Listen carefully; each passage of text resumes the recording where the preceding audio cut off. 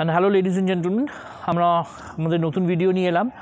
আমি কতদিন একটু বাইরে ছিলাম আর হেলথ ইস্যুসও ছিল আমার পরিবারের আবার, তো সেই জন্য ভিডিও করা হয়নি, তো ক্ষমা প্রার্থী সেই জন্য। তো আজকে যে পয়েন্টটা নিয়ে বলতে এসেছি, অনেকগুলো ইভেন্টসের মধ্যে হয়ে গেছে, হয়তো প্লেথরা অফ ইভেন্টস হয়ে গেছে ইন্ডিয়াতে, সেগুলো আমরা আসবো। কিন্তু আজকে জিও পলিটিক্সের একটা ইভেন্ট নিয়ে এসেছি যেটা খুবই ইম্পর্টেন্ট, এটা না নিয়ে যার জন্য ভিডিও না করলেই নয়। সেটা হচ্ছে ট্রাম্পের জিত। Trump has won the elections in America and has been the 47th president of America once again. Great historical comeback. যে লোকটা এইরকম দিন তিন সময় দেখেছে, তাকে লিটিগেশনস ফেস করতে হয়েছে, জেল করে দেওয়া হয়েছে, মানে করার ভয় দেখানো হয়েছে, তারপরে তাকে ভবিষ্যতে যাতে আর না লড়ে সেই রকম করেছে। এবং একটা যে টার্ম, আমরা এইটা অনেক দিন ধরে এই নিয়ে প্রোগ্রাম করবো ভাবছিলাম, যেটা এখন সারা ওয়ার্ল্ডে ছড়িয়ে দিচ্ছে, ইনক্লুডিং ইন্ডিয়াতে। এই যে ইন্ডিয়া যে টুকরে টুকরে গ্যাং, যে এই যে কি থালিকা চট্টোপাধ্যায়, এই রাহুল গান্ধী বা CPM, anti India group, Naxals, urban Naxals, এরা সবই একটাই ফিলসফিতে কাজ করছে, দ্যাট ইজ ওকিজম। এটা জেনে রেখে দিন, সারা আমেরিকাতে এবং সমস্ত বিদেশি ইউনিভার্সিটিতে বেশিরভাগ জায়গায় wokeism is a new form of Marxism, যেখানে দেখানো হচ্ছে সব কিছুতে ছোটো ছোটো ভাগে ভেঙে, মাইক্রো পোর্টালসে ভেঙে সেই ভাঙা জায়গাগুলোর ওপর খেলো, ভাঙা গ্রুপগুলোর ওপর খেলো, যাতে আলটিমেটলি তুমি বড় জিত যেত। কিন্তু এটা ইন্ডিয়াতেও সফল হয়নি। কিন্তু ইন্ডিয়ার লোকের আনপাড় বেশি আছে, যেখানে বোঝে কম, ফ্রিবিজ দিয়ে পাওয়া যায়, কিন্তু আমেরিকাতে চললো না। কেন চললো না? কারণ ওদের ইকোনমি চলছিল না। বাইডেন, কামালা হ্যারিস দুটোই গুড ফর নাথিং। কামালা হ্যারিসের কোনো ব্যক্তিগত ক্যারিসমাই ছিল না। আর Trump is a businessman, he can do the deals, যার ফলে কি ট্রাম্প একটা অন্যরকম পলিটিশিয়ান, যার পলিটিশিয়ান কম বিজনেসম্যান বেশি, he can make the deals. এত বড় বিজনেস খাড়া করেছে। হি is a person who can walk the talk, এবং ও যেটা বলে, ও হয়তো অনেক কথা প্লেইং টু দ্য গ্যালারি করে, কিন্তু still he has the ability to convince people, he has the ability to make deals for his country. যেরকম মোদি বলেছে ইন্ডিয়া ফার্স্ট, ও হয়তো আমেরিকা ফার্স্ট ডিসিশন নেবে। তো ওকিজমটা কি? প্রত্যেকটা ইউনিভার্সিটিতে ওকিজম কি হচ্ছে, যে আমাদেরই বিলিয়নের যে পয়সায় সেখানে সোশ্যাল রেসপন্সিবিলিটিতে প্রোগ্রামস হয়, এডুকেশন হয়, এখানে অ্যান্টি ইন্ডিয়া মুভমেন্টই হচ্ছে। সেখানে কি করা হচ্ছে, যে প্রত্যেকটা জায়গায় জাতপাত, এই কাস্টিজমে ভেঙে দাও। আমেরিকায় করতে গেল ব্ল্যাকস, ট্রাইবালস, আফ্রিকান আমেরিকানস, এগুলোকে ভেঙে তাদের ভোটগুলোকে নেবে বলে এই কামালা হ্যারিস ভাবলো। আর খালি প্রোপাগ্যান্ডা করেছে কি, যে ট্রাম্প পেলে এই হবে, ট্রাম্প পেলে বিরাট বড় খারাপ, ট্রাম্প খুব খারাপ লোক, ট্রাম্প পেলে আবার এই হবে, ভয় দেখাচ্ছে, যেরকম ইন্ডিয়াতে করেছে রাহুল গান্ধীরা, মোদি এলে এই হবে, লোকতন্ত্র কি হত্যা, কনস্টিটিউশন কা ডেথ, এইসব করে, কিন্তু আসলে ভেতরে মুসলিমদের তোষণ দিয়ে, ওইখানেও তাই করেছে, মাইনরিটি গ্রুপসে মুসলিমদের তোষণ দিয়েছে। ইলহান ওমরের মতো লোক, ভদ্রমহিলা, যিনি, ওকে ভদ্রমহিলা বলাও খারাপ, যিনি সবসময় অ্যান্টি ইন্ডিয়া প্রোপাগান্ডা করে, পাকিস্তানিদের নিয়ে নাচানাচি করে এবং মুসলিমদের নিয়ে নাচানাচি করে, রাডিক্যাল ইসলাম নিয়ে নাচানাচি করে। সে রিসেন্টলি নিজের ভাইকে বিয়ে করেছে। আমেরিকা থেকেই তো ওকে বিতাড়িত করা উচিত, এ ধরনের জেনারেশনে। এবং এলজিবিটি গ্রুপ নিয়ে বিরাট কাজ করা হয়েছে এখানে তাদের অন্যরকম স্বপ্ন দেখানো আছে। যেখানে দেখবেন একটা বক্সার, যে বেসিক্যালি পুরুষ, XY ক্রোমোসোমস পাওয়া গেছে, সে একজন মহিলাকে মেরে মুখ ফাটিয়ে দিয়েছেন দ্য ফাইনালস অফ বক্সিং। ভাবুন তো, পুরুষ হয়ে মহিলা বক্সিংয়ে চান্স পেয়েছে এবং দেখিয়েছে এলজিবিটি গ্রুপ, এবং এই ট্রান্সজেন্ডারদের মধ্যে এই রকমের জিনিস ছড়াচ্ছে। তারা, ছেলেরা ভাবছে আমি মেয়ে ভাবছে নিজেকে, মেয়েরা ছেলে ভাবছে নিজেকে। এই ধরনের যে কনফিউশন, এইগুলো থেকে এই এলজিবিটি গ্রুপসের ট্রানজিশন, সেইখান থেকে এই ধরনের মিসইউজ। এবং এই আমেরিকাতে এই করতে প্রায় 15টা ট্রাইবাল গ্রুপস হয়ে গেছিলো, মানে ছোটো গ্রুপস, মাইক্রো গ্রুপস, যাদের এরা লিওর করে, অ্যাট্রাক্ট করে ভোটে ডেকে এনে ভেবেছিল কামালা হ্যারিসকে জিতাবে। এবং ইউএস মিডিয়া অত্যন্ত বেশি ইনক্লাইন্ড হয়ে, স্লান্ট হয়ে এখানে পুরো কামালা হ্যারিসকে সাপোর্ট করে গেছে। যার ফলে কি হয়েছে, কামালা হ্যারিস একটা কিছু না কোনো কাজ না করে, being good for nothing fellow, Indian origin থাকলেই হয় না, সে ইন্ডিয়ার এগেনস্টে, কাশ্মীরের এগেনস্টে কথা বলেছে, এরকম অনেক কিছু জায়গায় হয়েছে। কোনোদিন ইন্ডিয়ার বেনিফিটে কাজ করেনি। এই বাইডেন অ্যাডমিনিস্ট্রেশন ইন্ডিয়াকে বিরাটভাবে ঝুলিয়ে গেছে, ইঞ্জিনস দেয়নি, জেট ইঞ্জিনসগুলি থেকেই করেছে, হিউম্যান রাইটসের অ্যাক্টিভিজম করে বারবার মুসলিমদের তোষণ দেওয়ার জন্য কোয়েশ্চেন করেছে ইন্ডিয়াকে। যে দেশ নিজেই উইচক্রাফটে বিশ্বাস করছিল 1951 অবধি, যে দেশ নিজেই ব্ল্যাক রাইটস মুভমেন্ট করেছে, সেখানে ব্ল্যাকরা ডিপ্রাইভ বলে করেছে, সেটাও একটা ওকিজমের একটা অঙ্গ। এই ওকিজম হচ্ছে নতুন ফর্ম অফ মার্কসিজম, যেখানে সবাই খারাপ, ওরা ভালো, এবং ওরা প্রত্যেকটা এই এডুকেশনাল ইনস্টিটিউশনে ঢুকে থাকবে যেখানকার প্রফেসররা 90% এই ভোক্স এবং অ্যান্টি ন্যাশনালস এবং অবশ্যই মার্কসিস্ট, এবং এরা মানে যাকে বলবো নার্সিসিস্ট, যারা চায় না দেশের উন্নতি, যারা চায় অন্য দেশের অবনতি, এবং যারা চায় না ইন্ডিয়া আমেরিকার রিলেশনশিপ ভালো হোক বা কিছুই ভালো হোক দেশের মধ্যে, তারা শুধু চায় চায়নার ভালো, কমিউনিস্টদের ভালো এবং তাদের গ্রুপের ভালো, যেখানে লোকের মাথা ভাঙিয়ে খাওয়া যাবে এবং টাকাটা লোটা যাবে, এবং তাই তারা করছে। এবং এই ওকিজমের যে জিত হয়নি, এটা বিরাট বিরাট প্রাপ্তি এই জায়গায় যে তারা হেরেছে। এই যে কামালা হ্যারিসকে যে এত মিডিয়া পম্প অ্যান্ড শো করে তুলে নিয়ে গিয়েছিল, ভেবেছিল জিতবে, এটা হতে পারে না, কারণ ইকোনমি ক্রাম্বলিং, ওদের ব্রেড মিডিওক্রেসির লোকরা দেখেছে যে জিনিসপত্রের দাম হু করে বাড়ছে, ব্রেডের দাম বাড়ছে, বাটারের দাম বাড়ছে, আমেরিকার সারা বিশ্বের উপর যে প্রভুত্ব ছিল সেটা হারাচ্ছে, তার অ্যান্টি ওয়ার্ল্ড পলিসির জন্য যারা বন্ধু, তাদের বন্ধু হিসেবে কোনো দিন দেয়নি। ইন্ডিয়ার মতো কান্ট্রিকে যাদের দরকার এক চায়নাকে কন্টেন করার জন্য, সেখানে তাদের পান্ডুকে সাপোর্ট করছে, ক্যানাডাকে বকালমে সাপোর্ট করছে, এই ধরনের জিনিস, এবং জাস্টিন ট্রুডোর মতো লোককে কোনো দিন কশন করেনি, যেটা আজকে ট্রাম্প পেলে তাকে সতর্ক হতেই হবে। ট্রাম্প পেলে পাকিস্তান অনেক গুটিয়ে থাকবে, ট্রাম্প পেলে এই অ্যান্টি ইন্ডিয়া গ্রুপসগুলো, এই মুসলিমস এবং এই অ্যান্টি ন্যাশনালসগুলো, এই ইসলামিক র্যাডিক্যালিজমগুলো কমবে। অলরেডি বাংলাদেশে ইউনিসের খারাপ অবস্থা হয়ে গেছে, শেখ হাসিনা হয়তো ফিরবে, এবং এই জামাতি গ্রুপগুলোর একটা এগেনস্টে যাবে, কারণ এরা অলরেডি আদানি ওর পাওয়ারটাকে 72,000 কোটি টাকা পায়, ভাবুন তো, এখনও দেয়নি, বিনা পয়সায় কারেন্ট পাচ্ছিল ইন্ডিয়া থেকে, এদের গ্যাস যায় ইন্ডিয়া থেকে, খাবার দাবার যায় ইন্ডিয়া থেকে, সমস্ত কিছু যায় ইন্ডিয়া থেকে, তার আবার বড় বড় কথা, সারা ইউটিউব এবং শুধু ফেসবুকে দেখবেন এরা ইন্ডিয়াকে গালাগালি করে যায় সারাদিন ধরে, অথচ ইন্ডিয়া গ্যাস বন্ধ করে দিলে, ইলেকট্রিসিটি বন্ধ করে দিলে, একটা কোম্পানি তাকে দিয়ে গেছে 72,000 কোটি টাকা পায়, এখনও দিতে পারে না। এই তো এদের অবস্থা। চায়না টাকা দিয়ে, চায়না যদি কাউকে ডেট দেয়, সেটা পাকিস্তানের মতো নিয়ে নেবে। তো ট্রাম্প এলে ইউএই সাউদি আরেবিয়ার রিলেশনশিপে যে জায়গাটাকে, সেখানেও দেখবেন ইসরায়েল ইরানের রিলেশনশিপটা সেই জায়গাটা একটা বড় জায়গায় যাবে, কারণ Trump is a deal maker.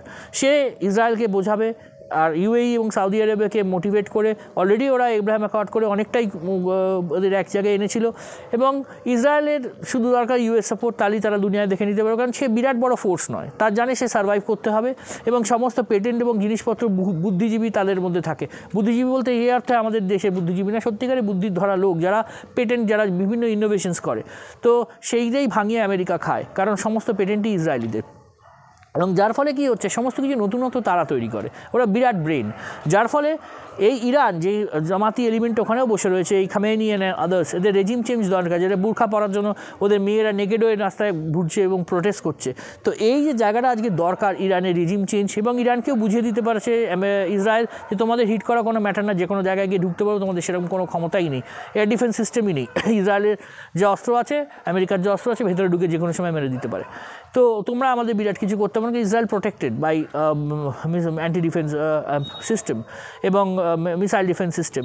এবং এই যে ইউক্রেন রাশিয়া ওয়ার, যেটা লজিস্টিক্যাল চেঞ্জ করে দিচ্ছে, সেখানে বিরাট যে টাকাটা তারা ঢেলেছিল আস্তে আস্তে গুটিয়ে নেবে, এবং পুতিনকেও একটা মুখ সেভার করে দেখবে, একটা ফেস সেভার দেবে যে এই যুদ্ধ থেকে বেরিয়েছে। কারণ রাশিয়ার ইকোনমিও ক্রাম্বলিং, অলরেডি $2 ট্রিলিয়ন ইকোনমি, যতই বলুন না কেন যুদ্ধ চালানো এতদিন ধরে যায় না, সে ভেবেছিল হারাতে পারেনি, কারণ আমেরিকার সাপোর্ট ছিল বলে, অস্ত্র দিয়েছে বলে। ইউক্রেন যখন দেখবে আমার অস্ত্রটা কমছে, একটা ফেস সেভার হবে, যে 18-20% যেটা ইউক্রেনের জমি রাশিয়া নিয়ে নিয়েছে, সেখানে একটা কিছু ডিল খেলবে হয়তো ট্রাম্প, যেটা he is a very good deal maker. ও জানে যে ডিক্টেটরদের সঙ্গে কী করে করতে হয়, ও কোনো ইনহিবিশনস নিয়ে মেশে না, এবং ও দেখে যে এই নর্থ কোরিয়ার হেড রেজিমের সাথেও ডিল করতে পারে, পুতিনের সাথেও ভালো রিলেশন, এবং ইন্ডিয়ার সাথেও ঠিক জায়গায় ইকোনমিতে বল গেম খেলেও বেরিয়ে যেতে পারবে আশা করি। এবং এইটাই ইন্ডিয়ার সাথে ওর গুম এবং বুম, ট্রাম্প এবং মোদির হাউডি মোদি অনুষ্ঠানটা তার প্রমাণ। এবং হিউজলি আইসিসকে শেষ করেছে ট্রাম্পের জমানায়, ও ওয়ারমঙ্গার নয়, ওয়ার বরঞ্চ শেষ করেছে, এবং দুনিয়া ভয় পায় যে ও করতে পারে, আইসিসকে যে টেম করে নিতে পারেছে। এবং ওর আমলেই জাওয়াহিরিকে মারা হয়েছে, এবং ওর আমলেই বা ও সমস্ত অন্য টেররিস্টদের মারা হয়েছে, এবং ট্রাম্প বুঝিয়ে দিতে পারে যে what is what, and he knows the business very well, যার ফলে এবং বাইডেন অ্যাডমিনিস্ট্রেশনের মধ্যে এরকম ক্যালাস অ্যাডমিনিস্ট্রেশন নয় যে বন্ধুকে বন্ধু মানে না এবং তার পেছনে কাঠি করে সারাক্ষণ ধরে। ইন্ডিয়ার সঙ্গে একটা বাইল্যাটারাল মানে এতেও আসেনি 4 বছরের মধ্যে, এবং ওই G20-তে একবার এসেছিল এবং সারাক্ষণ ধরে এরকম অ্যান্টি পিচিং করে গেছে, ডাউট সিস্টেম রাইজ করে দিয়ে গেছে, যার ফলে ট্রাম্প এলে এই জায়গাগুলো অনেকটা হবে। অলরেডি সেন্সেক্স বুম আপ করেছে এবং চায়না কন্টেনমেন্টে থাকবে। চায়না জানে যে ট্রেড ওয়ার যদি ট্রাম্প শুরু করে দেয়, অলরেডি তাদের ইকোনমি শ্রিঙ্ক করে যাচ্ছে, আরও দেবে শ্রিঙ্ক করিয়ে। তো সুতরাং he knows what he is doing and he is a benefit for the relationship between India. Geo politics কী হচ্ছে, India is going to be a super power, তার অনেকগুলো বন্ধু লাগবে, তো তার পাশে একটা নিউক্লিয়ার আর্ম পাওয়ার রয়েছে, সুতরাং অলরেডি তাকে এলিমিনেট করে দেওয়া আছে ইকোনমিক্যালি। ইন্ডিয়ার অনেকগুলো বন্ধু নিয়ে সে যদি বিজনেস করে আরও সোরিং আপ করতে পারে এবং আমেরিকার হেল্প নিয়ে যদি সে ডিপ্লোমেসি খেলতে পারে, একমাত্র এমন একজনই ইন্ডিয়ান এখন ওয়ার্ল্ড নেতা আছে যে পুতিনকে গিয়েও হ্যাক করতে পারে এবং ট্রাম্পকে গিয়েও হ্যাক করতে পারে ইকুয়ালি। এরকম আর কোনো নেতা তো আমার মনে হয় না ওয়ার্ল্ডে এখন কেউ আছে। তো নরেন্দ্র মোদীর পক্ষে অনেক ট্রাম্প থাকলে সুবিধা হবে ওর কার্ডসগুলো খেলতে, পাশের বাংলাদেশ কার্ডসটা খেলতে, পাশের পাকিস্তান কার্ড খেলতে, চায়নার কার্ড খেলতে। ডিপ্লোমেসিতে সব কিছু সাইলেন্টলি ব্যাক দ্য ডোর হয়, সবাই কি সব কিছু যদি সামনে হয় না। তো সেই জায়গাটা ডিপ্লোমেসি খেলার জায়গা রয়েছে, যেটা বাইডেন অ্যাডমিনিস্ট্রেশন করছিল না। আমাদের ডিফেন্স ডিলগুলোতে আমেরিকান আর্মস লাগবে, কারণ আমেরিকান আর্মস অনেক উন্নত হয়। ইন্ডিয়াকে ভাবতে হবে তার নিজস্ব তৈরি ছাড়াও যে F-35 লাগবে, 42 স্কোয়াড্রন্সের যদি নাও মানে করতে হয়, আলটিমেটলি F-35 5th জেনারেশনের স্টেলথ এয়ারক্রাফট আজ নয় কাল লাগবেই, সের জন্য ট্রাম্পকে লাগবে। এবং এই সমস্ত যে ছোটো ছোটো যে জায়গাগুলো রয়েছে, সেই জায়গাটা ইন্ডিয়াকে ফিল আপ করতে হবে।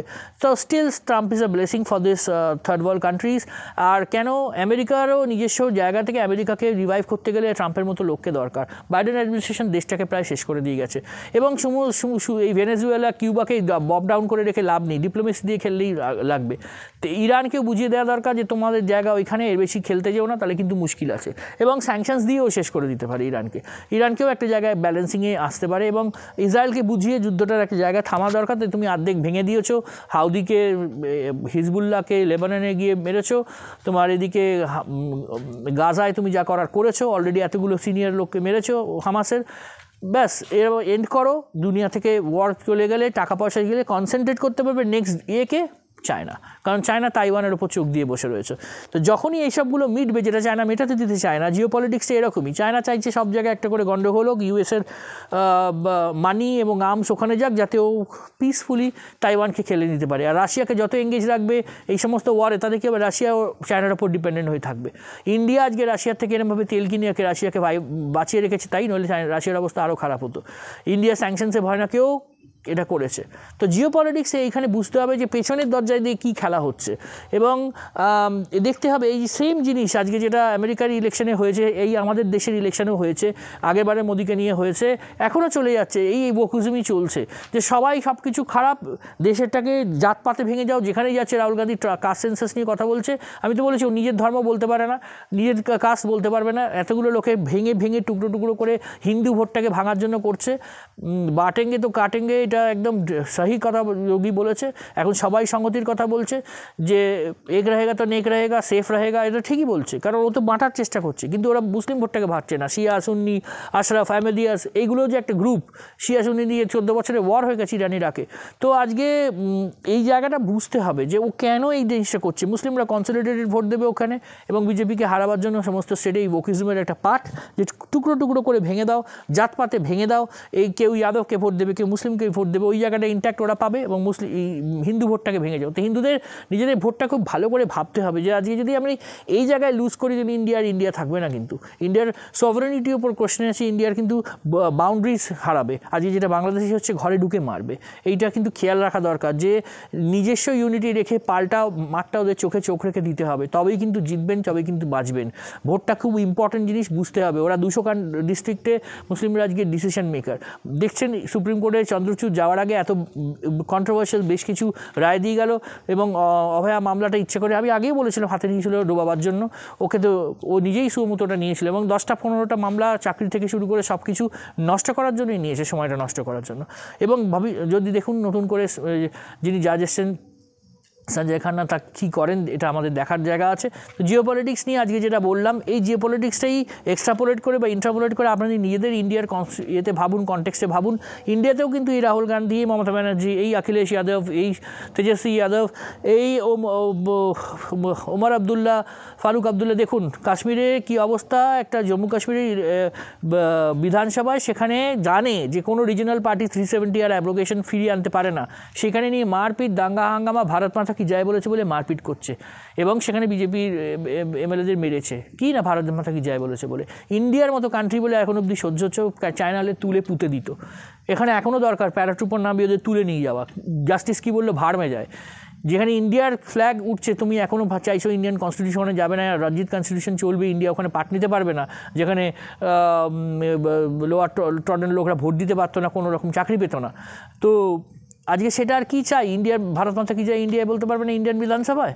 তুমি স্টেটুট চাইছো, ইন্ডিয়ার পয়সায় খাবে, ইন্ডিয়ার পয়সায় পালবে, আর তুমি পাকিস্তানকে সাপোর্ট করবে? তা চলে যাও না পাকিস্তানে। পাকিস্তান তো নিজেই খেতে পারছে না, একটা 300 কেজি না 500 টাকা কেজি, সেখানে চলে যাও। একটা দেশ গড়েছো নিজেদের রিলিজনের জন্য নাম করে, আজ ভুলে যাচ্ছ।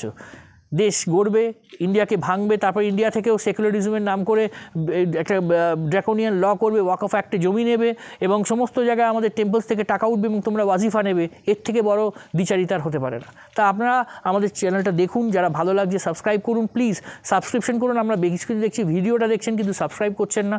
সাবস্ক্রাইব করুন, ভিডিওটা ভাইরাল করুন, be a part of a family member, আর আমাদের জিনিসটাকে, যে ডিজিটাল এন্ডেভারটাকে এগিয়ে নিয়ে যান। আজকে এই অবধি রাখলাম। Thanks and signing off for today. Please follow us and please help us in growing this channel.